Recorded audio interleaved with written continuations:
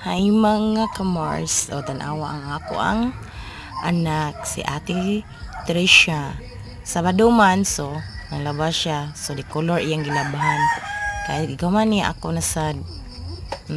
Dapat ang atong mga anak di lagi panggaon na to sa pagpakaon, pag amo mga ilisan or unsa pa na dapat ato silang panggaon gyud hadtod madagko og tudluan og mga unsay dapat buhaton o unsaon nila makasurvive nga kanang panangitan manarbaho or eskwela sila nga sila ra nga makamaon na gyud sila mobarog sila galingon like pwede na sila kamaon na sila manglaba, mangluto, manglimpyo o unsa pa na basta kaing ana nga pamaagi kana ato na nang natudlo nila sa maayong pamaagi.